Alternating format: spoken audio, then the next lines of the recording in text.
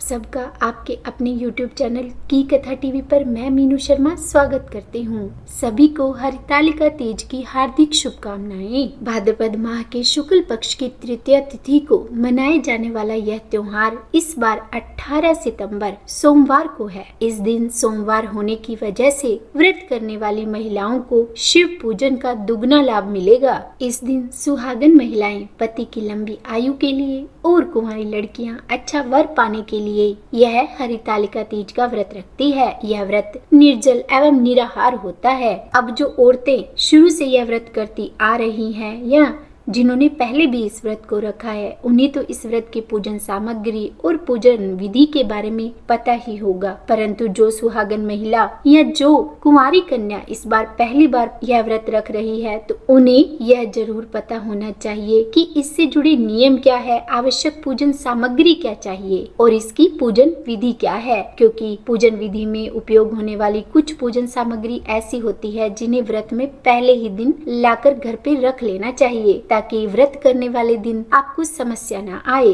तो आज की इस वीडियो में हम यही जानेंगे कि इस व्रत में क्या क्या पूजन सामग्री चाहिए और इस व्रत की संपूर्ण पूजा विधि के बारे में। तो हो सके तो वीडियो को अंत तक देखिएगा। और हाँ, अगर आप हरितालिका तीज की तिथि और शुभ मुहूर्त के बारे में जानना चाहते हैं तो इसकी वीडियो मेरे चैनल पर पहले से अपलोड है और इस व्रत के नियमों से जुड़ी हुई वीडियो भी अलग से चैनल पर अपलोड है। तो अगर आपने उसे अभी तक नहीं देखा है तो आप प्लीज जरूर जाकर उसे देखिएगा। तो चलिए सबसे पहले जान लेते हैं कि इस व्रत में पूजन सामग्री क्या क्या चाहिए। तो व्रत में सबसे मुख्य है गीली काली मिट्टी या फिर बालू रेत, जिससे कि भगवान शिव, माँ पार्वती और भगवान गणेश की मिट्टी की मूर्ति बनाई जाएगी। क्योंकि इस व्रत में कहा जाता है कि माँ पार्वती ने रेत का शिवलिंग बनाकर भगवान शिव की पूजा की थी। और हरितालिका तीज की कथा के अनुसार भी आज के ही दिन बालू या फिर काली मिट्टी से ही मूर्तियाँ बनाई जाती है और जिस दिन व्रत होता है उसी दिन ही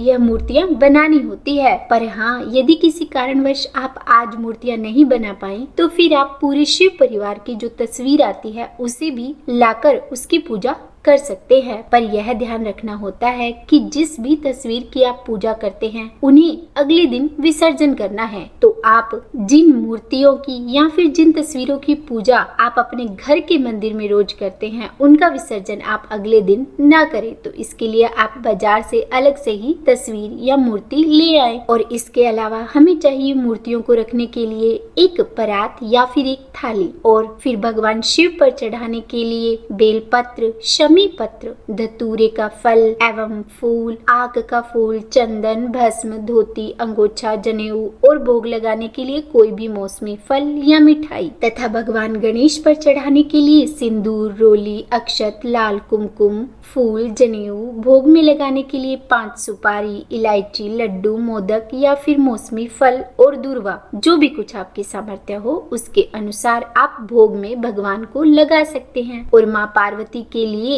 हमें चाहिए रोली, अक्षत, कुमकुम, लाल सिंदूर, फूल, चुनरी और सुहाग का सामान, 16 श्रृंगार की सामग्री जिसमें कि सिंदूर, बिंदी, चुनरी, पायल, बिछिया, मेहंदी, काजल, क्लचर, चूड़ी, जो कुछ भी आप रखना चाहे, साड़ी, ब्लाउज पीस, जो भी वो आप माँ पार्वती के लिए रख सकते हैं। अब इसके अलावा पूजा करने के लिए हमें चाहिए एक चौकी, उस पर बिछाने के लिए चाहिए हमें एक पीला या लाल वस्त्र, और फिर कलश स्थापना भी आवश्यक होती है। तो उसके लिए चाहिए हमें एक कलश तांबे या मिट्टी का हो, यह ध्यान रखना कि वो स्टील का ना हो। और उसके अंदर डालने के लिए चाहिए गंगा जल, सिक्का, सुपारी, हल्दी की गांठ, फूल, और कलश के ऊपर रखने के लिए एक पूर्ण पात्र जैसे कि मिट्टी का बर्तन, और 2 दीपक, 2 बाती, घी, तेल, कपूर, मंजरी, जनेऊ, नाड़ा, वस्त्र, सभी प्रकार के फल एवं फूल, श्रीफल, यह ध्यान रखना कि श्रीफल हमेशा पानी वाला ही होना चाहिए। और हाँ, पूजा में जो चावल हम लेंगे वो अखंडित होनी चाहिए, यानी कि साबुत होनी चाहिए। इसके अलावा मंडप बनाने के लिए केले के पत्ते या फिर आंवले की टहनी या फिर आम के पत्ते, आप इनमें से कुछ भी सामग्री फुलैरा बनाने के लिए ले सकते हैं। इसके अलावा भगवान भोलेनाथ को अर्पित करने के लिए आप थोड़ा अबीर या गुलाल भी रख सकते हैं। पंचामृत बनाने के लिए भी हमें घी, दही, शक्कर, दूध, शहद का इस्तेमाल करना होता है, तो यह भी चाहिए। तो इस प्रकार यह सब पूजन सामग्री हमें चाहिए होती है। और अब बात करते हैं भोग की। तो आप अपनी मान्यता के अनुसार अपने घर में पकवान बनाकर रख सकते हैं। जैसे कुछ जगह पर गुजिया बनती है, मालपुए बनते हैं, दूध से बनी मिठाइयाँ उपयोग में लाई जाती है। तो सबकी अलग अलग रिवाज है, आप अपनी रिवाज के अनुसार अपना भोग तैयार कर लें। और हाँ, क्योंकि हरितालिका तीज में शाम की पूजा के बाद अपने ही परिवार की किसी सुहागन महिला को सिंधारा भी दिया जाता है, जिसके बिना यह व्रत अधूरा है। तो आप सिंधारे में भी मौसमी फल, मिठाई, साड़ी, ब्लाउज पीस जो भी आप देना चाहे, इसके अलावा सुहाग की सामग्री जरूर रखना। और दक्षिणा तो अवश्य ही रखें, क्योंकि बिना दक्षिणा के दान कभी भी नहीं माना जाता। और अब बात करते हैं इसकी पूजा विधि के बारे में। तो हरितालिका तीज की पूजा आप किसी पंडित से भी करवा सकते हैं और स्वयं भी कर सकते हैं। तो यदि आप खुद घर पे कर रहे हैं तो अब क्योंकि इस व्रत में 16 श्रृंगार करना होता है, तो मेहंदी भी लगानी चाहिए। तो इसलिए आप एक दिन पहले ही मेहंदी अवश्य लगा लें। और हाँ, आज के दिन व्रत के लिए सुबह दैनिक कार्यों से निवृत्त होकर पूरे 16 श्रृंगार करके यह पूजन करें। तो हरितालिका तीज व्रत का जो पूजन है वह शाम के समय ही किया जाता है, यानी कि प्रदोष काल में। तो सुबह आप जो घर में नॉर्मल पूजा होती है उसी तरह पूजा करके माता पार्वती और भगवान शंकर के सामने शुभ मुहूर्त में अपने व्रत का संकल्प कीजिए। और इसके लिए आप पूर्णतः श्रृंगार करके भगवान के सामने बैठकर हाथ में जल और पुष्प लेकर अपना नाम, अपना कुल और अपने गोत्र का और हरितालिका तीज व्रत का नाम लेते हुए और किस तरह यह व्रत करना है, यानी कि निर्जल रहकर या फिर फलाहार करके, तो उसी तरह का आपको सुबह संकल्प कर लेना चाहिए और प्रार्थना भी करनी चाहिए कि भगवान आप यह व्रत पूर्ण करने में मेरी सहायता भी कीजिएगा। और फिर हाथ में संकल्पित जल को भगवान के चरणों में अर्पित कर देना चाहिए। सारा दिन आपको उसी नियम का पालन भी करना होता है जिस नियम से आपने संकल्प लिया था। हरितालिका तीज में सूर्यास्त के बाद शुभ मुहूर्त में पूजा श्रेष्ठ मानी गई है। तो पूजा से पहले सुहागन स्त्रियां फिर से नहा धोकर 16 श्रृंगार करें और फिर बालू या शुद्ध काली मिट्टी में गंगा जल मिलाकर शिव, पार्वती और गणेश जी की मूर्ति बनावें। अगर आपको कोई विशेष आकृति नहीं बनानी आती है तो आप 3 आकार में, गोलाकार में भी बना सकते हैं, क्योंकि आकृति कभी भी मायने नहीं रखती, बस मन की भावना मायने रखती है। बस मूर्तियों को बनाते समय उन्हीं का ध्यान करना चाहिए, यानी कि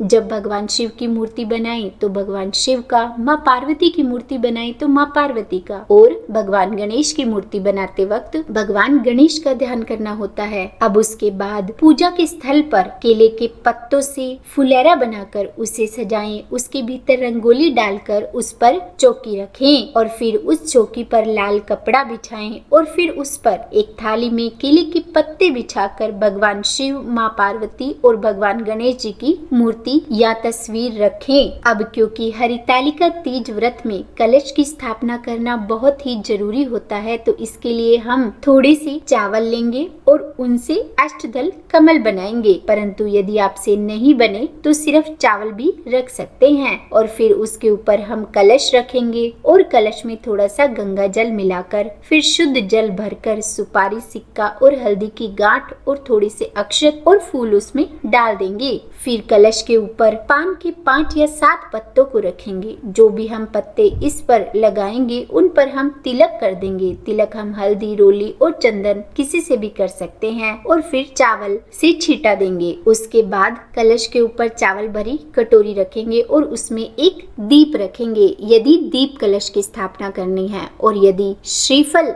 रखना है तो आप श्रीफल भी रख सकते हैं, पर ध्यान रखना कि नारियल का मुख आपकी तरफ ही होना चाहिए। और अगर हम दीपक रखते हैं तो उसे प्रज्वलित करके हम कलश के ऊपर रखेंगे। फिर उसके बाद हम कलश के मुंह पर लाल नाड़ा बांधेंगे और उस पर स्वास्तिक बनाकर अक्षत चढ़ाएंगे, फूल चढ़ाएंगे और इस तरह हमारी कलश की स्थापना हो जाएगी। अब कलश स्थापना के बाद हम अपना पूजन आरंभ करेंगे। तो सबसे पहले हमेशा गणेश भगवान की पूजा होती है और फिर भगवान शिव शंकर की और फिर माँ पार्वती की। तो इसके लिए सबसे पहले हम शुद्धिकरण कर लेंगे। तो सभी पर हम जल के छींटे लगा देंगे और शुद्धिकरण करने के बाद हम अभिषेक करेंगे। तो इसके लिए हम तांबे के लोटे में जल लेकर सबसे पहले भगवान गणेश जी को, फिर शंकर भगवान को और फिर माँ पार्वती को जल समर्पित करेंगे। इसके बाद पंचामृत से अभिषेक करेंगे और इसके बाद फिर से शुद्ध जल से अभिषेक करेंगे। तो इस प्रकार भगवान का अभिषेक 3 बार किया जाता है।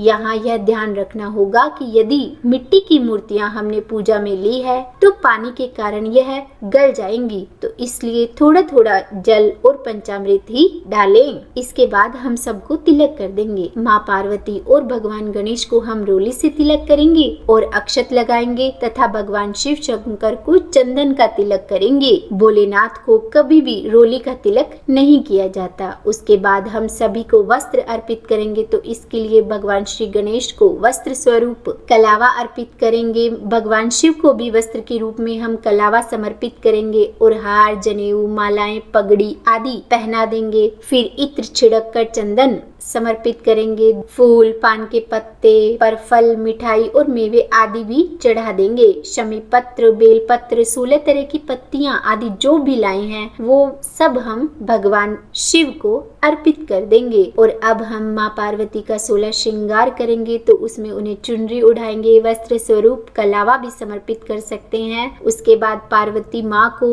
लाल रंग का फूल अर्पित करेंगे। इसके अलावा जो भी श्रृंगार की सामग्री हमने रखी है वो हम माँ पार्वती को अर्पित करेंगे। जैसे थोड़ी सी मेहंदी लगा दी और वो शगुन की हम भी लगा लेंगे, माँ को काजल लगा देंगे। तो इस तरीके से हम सब थोड़ी थोड़ी माँ को लगा देंगे और फिर सारा श्रृंगार का सामान वहीं चौकी पर ही माँ को समर्पित करते हुए रख देंगे। और हाँ, माँ पार्वती की मांग में 3 बार सिंदूर लगाएंगे। अब क्योंकि माँ पार्वती से अगले दिन हमें सुहाग लेना भी होता है, यानी कि आज के दिन जो हमने माँ पार्वती की मांग में सिंदूर लगाया है वही अगले दिन हम माँ पार्वती की मांग से लेकर अपनी मांग में लगाते हैं, तो थोड़ा ज्यादा ही सिंदूर मांग में लगाएंगे। फिर हम उसके बाद दक्षिणा समर्पित करेंगे। दक्षिणा पूजा में जरूर समर्पित करनी चाहिए और साथ ही श्रीफल यानी कि नारियल समर्पित करेंगे। नारियल में हमेशा कलावा बांध कर ही उसे समर्पित करना चाहिए। माना जाता है कि हरितालिका तीज के व्रत में 3 प्रकार के फल अवश्य होने चाहिए, तो उन्हें भी हम समर्पित करेंगे। और आज हरितालिका तीज व्रत के दिन अपने घर पर जो भी हमने भगवान के भोग के लिए बनाया है, जिसमें कि मिठाई, पूरी, हलवा जो भी, तो वो हम समर्पित करेंगे। साथ ही भीगे हुए चने जरूर हमें इस दिन लेने चाहिए और वह भी हम अर्पित कर देंगे। और अब हम इस तरीके से धूप दीप प्रज्वलित करके हरितालिका तीज व्रत की कथा सुनेंगे। तो कथा सुनने के लिए 1 लोटा जल लेंगे और कथा क्योंकि कभी भी खाली हाथ नहीं सुनी जाती, तो हाथ में अक्षत होने चाहिए। तो आप अक्षत के रूप में चावल या फिर जो भीगे हुए चने हैं उसके दाने ले सकते हैं। और उसके बाद हम व्रत की कथा सुनेंगे और कथा सुनने के बाद हमने जो हाथ में अक्षत लिए थे वह माता पार्वती, भगवान शिव शंकर और भगवान गणेश को समर्पित कर देंगे। और इसके अलावा कुछ उसमें से ही दाने हम अपनी जो लोटा हमने अपने पास रखा था कथा सुनते समय उसमें हम डाल देंगे। और फिर कथा सुनने के बाद हम आरती करेंगे और आरती करके हम अपनी पूजा में रही कमियों के लिए और अपने सुहाग की सलामती के लिए प्रार्थना करेंगे। और जो प्रसाद हमने भगवान को अभी भोग में चढ़ाया है वह घर के बाकी सदस्यों में बांट देंगे, क्योंकि हमारा तो व्रत है तो हम खा नहीं सकते। और इस प्रकार पूजा के बाद भगवान की परिक्रमा करेंगे और घर में सभी बड़े सदस्यों का आशीर्वाद लेंगे, अपने पति का आशीर्वाद लेंगे। और क्योंकि इस व्रत में सोना मना है, तो इसके लिए व्रत करने वाली महिला को इस दिन बिल्कुल भी नहीं सोना चाहिए। रात्रि में भजन कीर्तन के साथ रात्रि जागरण करना होता है और भगवान शिव, माँ पार्वती और भगवान गणेश की पूजा करनी होती है। और फिर अगले दिन सुबह फिर से नहा धोकर पूजा की जाती है। और फिर उस पूजा के बाद जो माँ पार्वती को सिंदूर चढ़ाया था वह अपनी मांग में लगाया जाता है, यानी कि उसी सिंदूर से सुहागन स्त्रियां सुहाग लेती है। फिर उसके बाद ककड़ी और हलवे का भोग लगाया जाता है और फिर अंत में सभी सामग्री को एकत्रित कर पवित्र नदी या फिर कुंड में विसर्जित कर दिया जाता है। और इसके अलावा जो श्रृंगार सामग्री है, वस्त्र, खाद्य सामग्री, फल, मिष्ठान और जो भी आपकी सामर्थ्य हो उसके अनुसार आभूषण का दान किसी सुहागन महिला को देना चाहिए और इस प्रकार ब्राह्मणी को दान और प्रतिमा का विसर्जन करने के बाद ही जो ककड़ी या हलवे का भोग हमने लगाया था उसे खाकर अपने व्रत का पारण करना चाहिए। और हाँ, जब भी आप प्रदोष काल में भगवान की पूजा कर रहे हैं तो उस समय भगवान शिव की पूजा करते वक्त ओम शिवाय नमः मंत्र का जाप करते रहें और माँ पार्वती की पूजा करते समय ओम उमाय नमः मंत्र का जाप करते रहिए। तो यह थी